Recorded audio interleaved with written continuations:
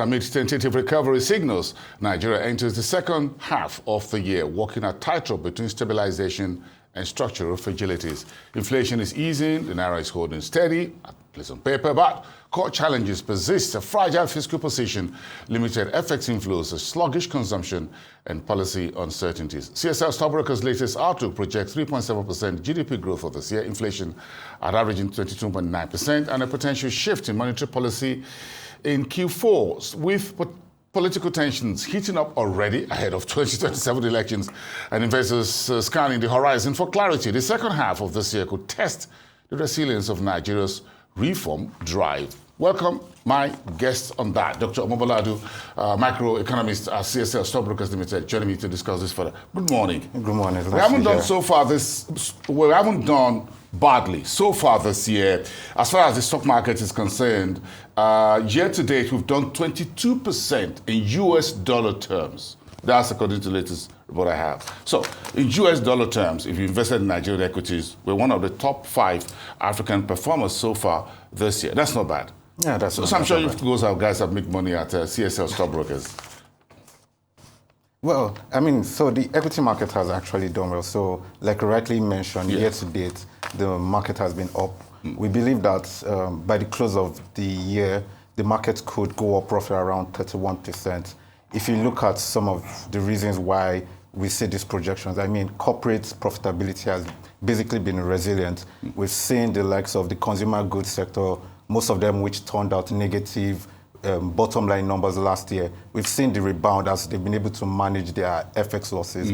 Then you also look at the likes of the telecom sector, especially with the hike in tariffs that was granted by the 50% hike that was granted earlier this year. So these are some of the factors that we believe that this year, most of these names that did poorly last year, over the last 2 years thereabout, this year we could basically see like a sort of rebound, which would definitely benefit a bit of investors. A bit of a recovery is beginning to happen. Even the brewery sector, the likes of Nigerian breweries. Yes, we are beginning to see a lot of improvement in the numbers that are coming out, and investors are basically happy about that. It gives signs that by the end of this year, numbers will be good, and then some of these companies that didn't pay dividends last year, this year, will begin to start paying dividends, and that's good for investors. Very good for investors. So let's talk about let's bring in the macro. The macro is just pushing these numbers on the market side. So you're projecting 3.7% GDP. That looks a little bit on track with a few other projections as well from our multilateral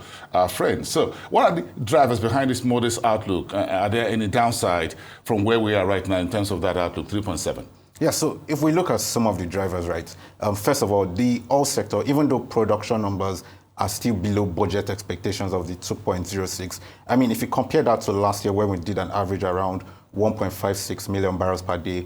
600,000. Yeah, compared to now, we are doing roughly around 1.6 million barrels per day. Yeah. So that's a bit of improvement. So you expect that to benefit oil sector and then GDP growth. Then if you also look at it from the non-oil perspective, we've seen the likes of the services sector that has been basically resilient over the last couple of years. We expect that to continue. Like we also mentioned with what's happening with the telco sector, that would be a positive for GDP growth. You look at the agricultural sector, there are a lot of initiatives that the government is putting out to try to enhance productivity. So those are, will I say, upside to GDP growth. But I mean, the downside, you can't overlook that. One, we are seeing recurrence of header farmers clashes that could impact the agricultural sector. Bloody banditry activity. So those are things you also have to keep at the back of your mind. Also, you look at the fact that consumer purchasing power has been constrained, right? We're coming from a period when inflation was close to 30% last year.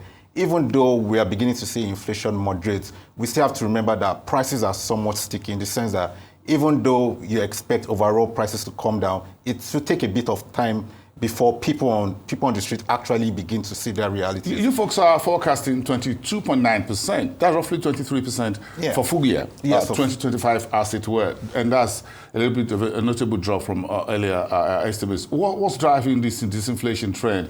Do you think this is sustainable, again, between what you see on paper as inflation and what it really is when I go to the market, straight to a restaurant? Yeah, exactly. It's a fantastic question, right? So, I mean, first of all, we need to understand that the rebasing of the CPI and these changes in the methodology in which they calculate inflation has somewhat introduced a statistical downward bias to inflation, where you expect inflation numbers to come down. You also look into the fact that by August last year, that was when we started with several hikes to fuel prices. So those base impacts, you expect them to start fading away, such that by August, September, you have a situation where inflation could be much closer to the 20% levels. Yes. So you also add to the fact that we are also moving into the harvest season for agric. That could be a benefit for food inflation. And then if the situation around the exchange rate remains relatively stable, that also supports core inflation. And then the trend should keep on going down, at least maybe going towards the later part of the year. Just a quick one at what you've seen, and everyone has seen on the screen. I'm sure you can take a look at that as well. If you look at that, the year-on-year inflation, between May 2024 and December, we're just around the 30-figure band. Now it looks like we just decelerate with that into around 20. So you think we're now in the region of the 20s. Would you say this is a new horizon in a manner of speaking? Yes, so I would believe that by the time we get to September, we should see a very clear signs of inflation moderating. And then we look at it in terms of what the MPC CBN might be doing. It gives them the comfort that, okay, we can begin to ease the rate a little bit, because you want to align your reforms with actual realities on ground. So inflation coming down gives CBN, the Monetary Policy Committee, some room to start to ease rates going forward. You think that's going to start from September, MPC? Yes, we believe. Maybe the second or the last monetary policy by Yemi Kaduso and his team. Yeah, so we know that they're supposed to, based on the tentative calendar, they're supposed to meet July, September, and November, if I'm correct. Yes, We believe that they would start cutting by September. What would the motive? I mean, one, like I mentioned, inflation would be on a clear downward trajectory. So, I mean, if you look at clear path on inflation. Yes, exactly. So if you look at inflation so far this year, we've had just 2 months of consecutive declines. The other times where we saw inflation decline, the next month it goes up again. So we're beginning to see progress towards a clear disinflationary path, which then supports the case for the Monetary Policy Committee to start looking at, we can start easing rates now, especially because you want your monetary policy actions to be guided by economic data, enhance credibility in some of the actions and the reforms. Then it starts making sense that, okay, now at this point we can start to ease rates a little bit. And that's also a breather for companies looking to raise money from the capital markets. It's, at the end of the day, it helps to support growth. Yeah, the central bank and the governor, Olayemi Kadoso, is the one getting all the applause right now in terms of the reforms that's kept the Naira stable without running wild like a bull in a china shop, as it were. So how long do you think the strategy so far, the reforms, does the market now accept that those reforms are working and that we could see this stability through to the end of the year? Yeah, so I think the CBN governor has done a good job in trying to enhance the credibility of the Apex Bank, right? We are coming from a period where there was lots of uncertainty regarding the exchange rate, but now there's a little bit of clarity on that. In terms of the defense strategy, right, so far this year, they've injected roughly around $4.1 billion to support the market. Since the new year started? Since the new year started. That's roughly 3 times more than what they did in the first half of last year. So we believe they will continue to support the currency. In terms of how long it could last, I mean, the main point is we need to get in significant FX inflows into the country. So without stronger oil revenues, without significant inflows coming from FDIs, FPIs, or even external borrowings, it might become a challenge for them maybe in the next 6 to 12 months if we don't see material inflows in terms of FX. But we would like to believe that this will likely happen. I mean, Nigeria are in talks with the likes of Morgan Stanley, JP Morgan, to get them back into their emerging market bonds index. So all these things will be positive in trying to boost FX inflows into the country. I'm really, really enthused when you look at, that's on the monetary policy side, but a lot of folks says we still need to get the fiscal side up and running because they are the ones who's going to work on the current account, GDP and what have you, current account surplus and all of that, down to 2% or 2.7% of the GDP. We need, if we can get oil prices now, some folks are saying oil could go down to the 50 region, which is going to be pretty bad news for us as far as our budget benchmark is concerned. Some folks say we should take the budget back to the drawing board for this year and recalibrate that 75-50 or so, which I think makes sense. But all this put together, do you think the fiscal side is pulling the same weight as the monetary side, as it were, to get some of those things, those bullets that the Cardoso and his team needs to keep firing on? Yeah, so I would like to believe that so far we've seen that this new administration, they have the political will to push on with reforms. Maybe where they've been lacking is in terms of execution. So for example, the tax reforms were supposed to be a big boost to non-oil revenues, non-oil tax revenues, but we've seen lots of delays with that. We are hearing that it might not get implemented until next year. Yes, so that means basically you're not going to get substantial material jump in tax revenues this year because of those delays. You also look at how they poorly executed removal of fuel subsidies. So those are some of the things you need to put into consideration. Sort of the fault lines. Yes, exactly. So in terms of the deficit this year, we expect it to widen on account of, we expect lower oil revenues. And then the non-oil side, like we just mentioned, delays with executing tax reforms could be telling on the non-oil revenue side. Okay, so back on Market Street, and I love the markets like I love everything else, but again, the market is my first port of call. What sectors or stocks? Now we're doing very well. We're doing about 22% in US dollar terms. You folks say we could do about 31 or so. So what stocks or sectors present the most compelling investment opportunities right now? And I'm sure you're going to give me the banks first. So let's just, let me just cross that off my list.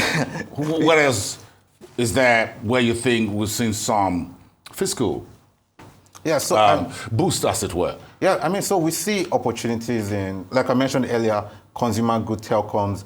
We believe most of companies under the consumer goods will return to profitability this year. We've seen a number of them, Q1 numbers are already showing positive results. So those are good, or let's say good indicators that by end of full year, most of these companies will return to profitability. And then you know what that means in terms of dividend. Dividend resumes. That's good for investors. Everybody's happy. At least for retail investors. For retail investors, yes, especially. Yes, who need that cash. Yes, for consumption. Yes, it helps to put that extra cash into your pocket. So do you think we're going to see some half-year dividend? Somewhat around August, September. At least that will cushion some things for folks before December.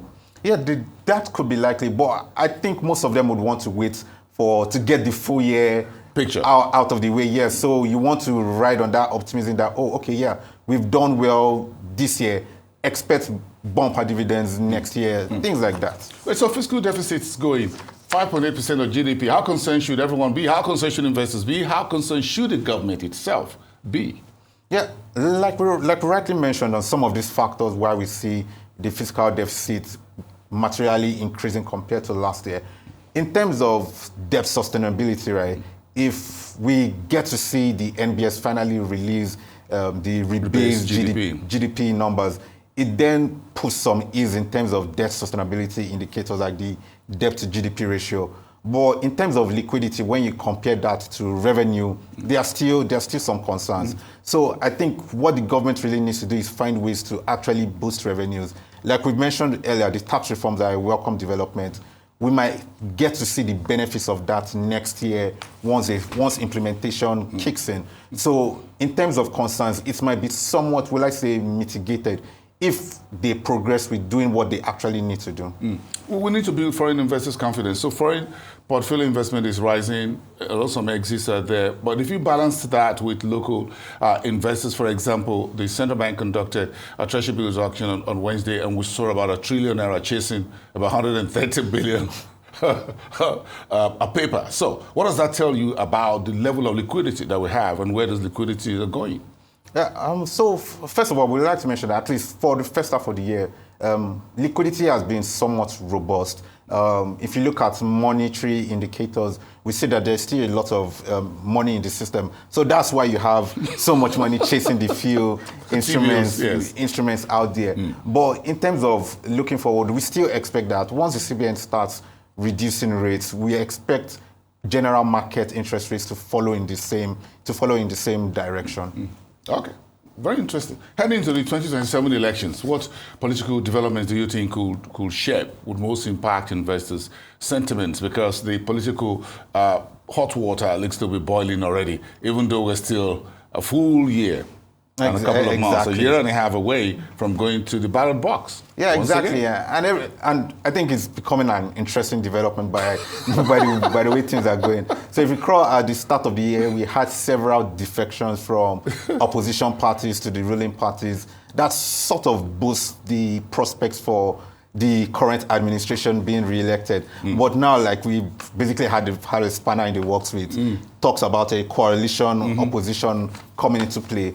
I think foreign investors will probably want continuity in the current administration because it means that reforms will likely continue. You don't want a situation where a new government comes into play and then most of the reforms, you see tweaks to that. But I think we're heading into a very interesting political climate. I think time will tell whether the opposition, this coalition opposition that we are hearing, whether there is truly something to it. I mean, they have to decide amongst all these several high-profile people who is going to be leading the ticket in terms of the president, who is going to be the vice president. So those are things people will be watching out. And we'll be watching out to see how that develops. It's interesting how politics skip the top of the table all through since the last election. Yes. And then it just looks like... Yeah, I mean, you want to have that sort of consistency. You don't want to be afraid about an opposition comes. I'm going to ask you folks to give me a political index. In your next report. We'll take that give me a political index and see how much that weighs into everybody's portfolio. It was good to have you. Thank you very much. Thank you. It's good, nice having you here from CSL.